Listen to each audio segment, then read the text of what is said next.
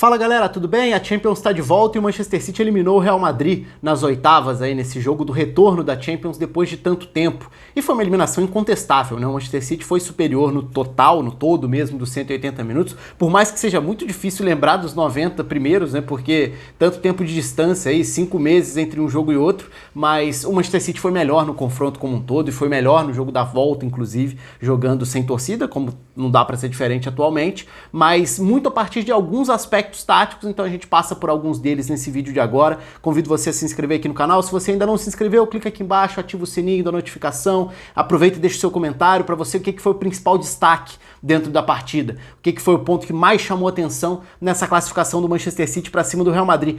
Primeira vez que a gente vê o Zidane sendo eliminado de Champions, né, como treinador, já que o aproveitamento dele no Real Madrid era completamente fora da realidade, ganhando as Champions que disputava. Então esse é um dos tópicos, esse é um dos destaques também, mas vamos falar um pouco sobre alguns dos outros aspectos. E aí eu vou deixar até o convite aqui, porque naturalmente eu vou acabar citando alguns desses tópicos. Eu fiz na época lá do jogo da ida a análise do jogo, da primeira vitória do Manchester City nesse confronto. Eu vou deixar aqui em cima o link para quem quiser ver, porque tem alguns aspectos que são importantes como uma bagagem de um jogo para o outro, especialmente a questão do Guardiola escalando um meia como 9, ou um meia na faixa central do ataque. Naquele jogo foram 2, inclusive, dentro de uma ideia de formar uma espécie de quadrado na faixa central do campo, quebrar e gerar uma superioridade numérica por ali, quebrando os encaixes possíveis de marcação do Real Madrid e tentando explorar também a velocidade pelos lados do campo. Então no vídeo lá do primeiro jogo eu falo sobre como Gabriel Jesus como ponta tinha sido um fator importante e acima de tudo como o Sterling saindo do banco de reservas tinha desequilibrado entrando na ponta esquerda. Então curiosamente, embora o Gabriel Jesus tenha sido destaque do primeiro jogo como ponta, o momento dos gols do Manchester City é um segundo momento quando ele estava como 9. Enfim, feita essa volta no tempo, né? Essa retrospectiva para esse jogo, já que tanta coisa aconteceu desde então, aí a gente entra especificamente no duelo da volta, nessa nova vitória do Manchester City sobre o Real Madrid, e que tem, para mim, alguns aspectos fundamentais. Primeiro, obviamente, todo mundo vai lembrar aí a questão dos erros do Varane. Varane acaba cometendo erros que custam diretamente 2 gols, né? Os gols do Manchester City são provocados por erros do zagueiro. O zagueiro que tem grandes atuações na carreira, inclusive em jogos muito grandes, em jogos de Champions, brilhando, e que dessa vez fez uma partida desastrosa, até pela insegurança, pelas dificuldades também que o Real Madrid teve como um todo, porque aí a gente esbarra num outro aspecto. A superioridade do Manchester City já passava dentro do jogo pela estrutura de marcação e pela forma como a equipe incomodou a saída de bola do Real Madrid. Eu vou mostrar isso no campinho, algumas das diferentes fases do jogo aqui, para ilustrar um pouco disso, como os times se comportavam teoricamente na distribuição das peças, mas depois também na questão da ocupação dos espaços e principalmente, e esse acho que é um fator cada vez mais frequente dentro de qualquer análise de jogo de alto nível, é muito a questão de como se dá a saída de bola do adversário e como eu vou me planejar para tentar incomodar a saída de bola do adversário. Então quase todos os grandes duelos hoje em dia a gente acaba enxergando muito nesses padrões um encaminhamento para o que deu certo, o que deu errado, qual era a proposta, funcionou, não funcionou, incomodou até que ponto, o time conseguiu avançar com a bola até onde, porque o Real Madrid, por exemplo, é um time que, nos últimos anos, é um dos melhores times do mundo, e não por acaso ganhou tantos jogos grandes, superando essa tentativa de pressão do adversário. Então o adversário, em geral, hoje em dia, o jogo é muito marcado e definido pelo trabalho sem bola das equipes, né? Pela forma como você escolhe pressionar, seja uma pressão lá em cima, uma pressão mais alta, seja uma marcação que vai pressionar a partir de um bloco mais intermediário, ou até mesmo de uma marcação mais recuada. Tudo vai passar muito pelo comportamento que você tem sem a bola e por qual faixa do campo você vai escolher para iniciar essa marcação mais agressiva. E o Real Madrid tem um time que, nos últimos tempos, e esses tempos não são de agora, tô falando de anos mesmo, talvez aí, nessa segunda metade de década, se a gente pegar essas várias conquistas de títulos de Champions do Real Madrid, geralmente a gente vai falar de uma enorme capacidade para iniciar a saída de bola superando a pressão do adversário, mantendo a paciência e a calma mesmo em situações extremas, ter a bola nos pés para sair tocando. E alguns jogadores simbolizam bastante isso, né? O Marcelo, que não jogou dessa vez, foi o Mendy, mas o Marcelo em outros tempos, como um jogador que tem muita capacidade técnica, individual para escapar disso. O Sérgio Ramos, o Carvajal também é um jogador que mostra muito isso, mas o Sérgio Ramos como um jogador que tem uma capacidade de passe para iniciar e armar o jogo como um primeiro passador. E muitas vezes o Toni Kroos fazendo esse papel também de voltar, a bola passa muito por ele é um termômetro. E por que eu tô citando esses jogadores, alguns que nem estavam em campo? Muito porque, pra mim, é verdade, o jogo talvez fique marcado como o jogo dos erros do Varane. E eu vou chegar nos méritos do Manchester City, não tô deixando isso de lado não.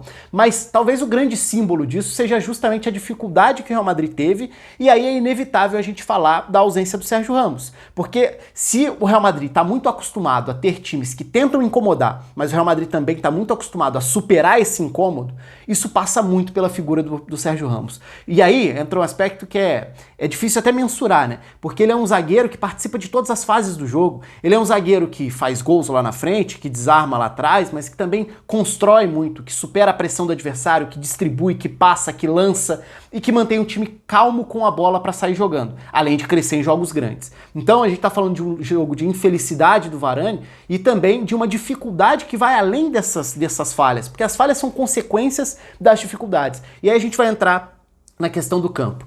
Teoricamente, o Manchester City em campo com um 4-3-3 dessa vez, uma diferença em relação ao primeiro jogo, aí eu tô falando do posicionamento muito que vai ser usado para marcar, mas vamos pegar o campinho distribuindo as peças. A gente vai olhar pro Real Madrid com Modric, Casemiro e Kroos formando esse trio central, com o Rodrigo, que foi o escolhido para jogar na ponta direita, o Benzema por dentro, o Hazard na esquerda, talvez a surpresa aí tenha sido o Rodrigo iniciar como titular, né? Fora isso, a escalação do Real Madrid foi esperada, com o Militão jogando ao lado do Varane na defesa. E no lado do Manchester City, o Phil Foden foi a novidade, e a função dele, o espaço que ele ocupa, isso acaba sendo a novidade. Ele joga como 9, ou ele começa como 9, não necessariamente sendo esse 9. Repetindo o que eu falei no início do vídeo. Trazendo do jogo da ida uma proposta de ter um meia, de um articulador ocupando essa faixa central e de deixar jogadores de velocidade pelos lados, jogadores que poderiam infiltrar, acelerar e que poderiam fazer esse trabalho das diagonais, de entradas. Enquanto o 9, na verdade, participaria muito mais para dar sequência, explorar espaços e gerar vantagens do que exatamente para ser um 9, que nem é a posição, a função do Phil Foden. Então o City dessa vez não teve uma dupla de frente, teve o Rodri jogando à frente da dupla de zaga, né, Fernandinho e Laporte, e aí o João Cancelo na lateral esquerda, inclusive, como uma das novidades, uma das escolhas do Guardiola, e à frente ali o De Bruyne como esse meio-campista à direita, com o Gundogan como meio-campista à esquerda. Então era mais um 4-3-3. Isso eu tô falando dos desenhos iniciais. A parte mais importante é o funcionamento disso. E aí a gente vai pro ponto crucial, como eu citei antes, que é como o Manchester City incomodou e não deixou o Real Madrid ficar confortável para sair jogando. Isso tinha muito a ver com os encaixes, principalmente dos dois pontas, porque Gabriel Jesus de um lado e Sterling do outro estavam ali prontos para atacar os zagueiros. E o Real Madrid, nessa ideia de sair jogando, de tentar superar a marcação da saída de bola do adversário, então o Real Madrid tinha Varane de um lado, Militão do outro. Esses já eram pressionados por jogadores que têm muito mais agilidade, velocidade e esse tempo para subida de marcação. Isso acabou fazendo com que o Real Madrid tivesse muita dificuldade para encontrar opções a partir daí, porque o Phil Foden estava ali como um 9, entre aspas, mas ele estava muito mais cercando uma opção de passe para o Casemiro, enquanto Sterling e Gabriel Jesus cercavam as opções de passe para os laterais. E o Real Madrid usa muito essas opções, né? Então teria, por um lado, o Carvajal, do outro lado, o Mendy. Só que com esse papel dos dois atacantes de lado do City, os zagueiros acabaram se vendo sem muitas opções de passe, então é natural que o Toni Kroos volte para buscar essa marcação, para buscar a saída de bola, só que ele carregava a marcação com ele do De Bruyne, que fazia esse papel do meio-campista pela direita. O mesmo do outro lado, Modric marcado e encaixado na marcação do Gundogan. Então o City conseguiu impedir que o Real Madrid criasse opções de passe para sair jogando, para sair desse primeiro momento. E dessa vez, o melhor passador não estava ali, que era o Sérgio Ramos, que seria um cara que poderia até aproveitar o fato do time subir a marcação, o City está todo encaixado lá em cima, para tentar explorar um lançamento, para tentar achar um espaço e não só enxergar esse espaço, mas explorar esse espaço, que é uma outra etapa, né? Você executar um passe que consiga quebrar essa marcação. O Sérgio Ramos tem muita capacidade para isso. E a gente viu o Manchester City dominando completamente os primeiros 15, 20 minutos da partida, muito a partir disso. Sobe marcação, encaixou todo mundo, o Real Madrid não tem saída. O que começa a acontecer? Os dois zagueiros com um goleiro entre eles. O Courtois não é um goleiro confortável com a bola nos pés. Até tem tentado participar mais do jogo, mas participou muito. E a participação do Courtois com a bola nos pés, geralmente, ou ela não vai representar um bom sinal, porque se a bola tá passando muito pelo Courtois ali, é porque o Real Madrid não tá conseguindo avançar, progredir com a bola. E aí você fica com Varane, Courtois e Militão trocando passes ali, enquanto o City vai encurralando, vai cercando, vai aproximando, vai pressionando e muito próximo do gol adversário. Um erro custa caro e um erro custou o gol. Então o City sai na frente por conta desse bom trabalho sem bola, que é a origem dele tem a ver com a proposta tática do Guardiola, que mudou as peças, inclusive, né? Mudou a distribuição e o desenho dessa marcação para pressionar lá em cima. E assim consegue chegar ao gol e é superior dessa forma. O segundo gol depois já seria numa outra falha, de um outro tipo de jogada, né? Aí é muito mais o erro de leitura mesmo, na hora de tentar recuar a bola do Varane. Não foi uma questão de saída de bola, e sim um erro técnico. Não que o primeiro não tenha sido um erro técnico também, que foi uma matada errada de bola, a bola escapa, o desarme acontece e o gol sai. Méritos pro Gabriel Jesus, méritos pro Sterling, os dois pressionando e encaixando essa marcação. Então aí acho que estão alguns dos principais tópicos desse jogo.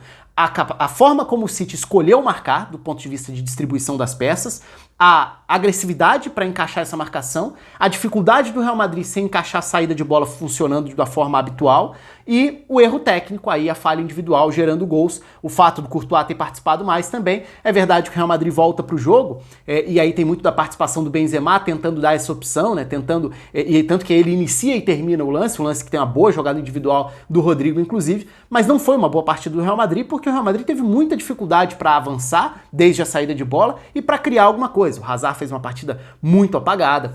O centro do campo do Real Madrid foi inferior ao do City, e aí a gente entra no outro lado da história, até para não deixar de citar. Por mais que o mais importante do jogo para mim tenha sido o comportamento sem a bola, por ter ajudado a gerar os erros e que geraram, né, os gols do Manchester City, então o placar foi criado a partir do momento sem bola do Manchester City, e não do momento com bola. Mas no momento com bola o City também conseguiu gerar vantagens, porque o Real Madrid também tentava subir essa marcação, e aí já é um outro momento, um momento em que geralmente o Toni Kroos subia para dar o combate ao lado do Benzema, os dois que encaixavam nos zagueiros, e enquanto isso, os meio-campistas, né, o Real Madrid subia com os seus meio-campistas para tentar pressionar. Um estava indo lá do lado do atacante, do lado do Benzema, e aí sobravam dois que encaixavam nos meio-campistas, ou tentavam encaixar nos meio-campistas, marcando o Rodri, marcando o Gundogan. Só que se o City conseguisse superar essa primeira onda de marcação do Real Madrid, as costas tinham um espaço considerável, um espaço importante, porque como o Casemiro subia para pressionar também, e isso era natural, a questão ali era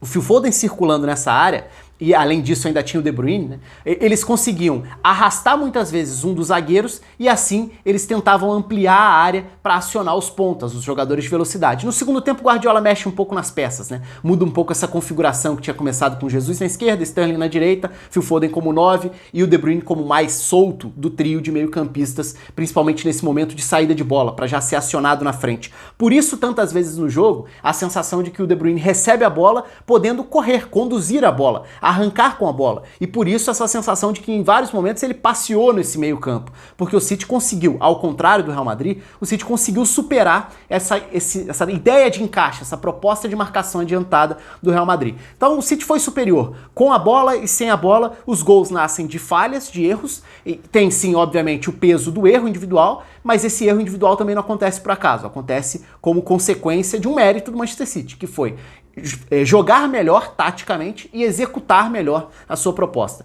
City passa, acho que de forma, como eu falei antes, incontestável, já tinha sido superior na maior parte do primeiro jogo e foi superior, dá pra dizer que basicamente no segundo jogo inteiro, avança para as quartas e o Real Madrid fica pelo caminho. Quero saber de vocês aí nos comentários o que vocês acharam do jogo, o que vocês destacariam. O Manchester City tá nas quartas e essa semana vai ser de vários vídeos aqui de mata-mata da Champions, afinal de contas a Liga dos Campeões está de volta.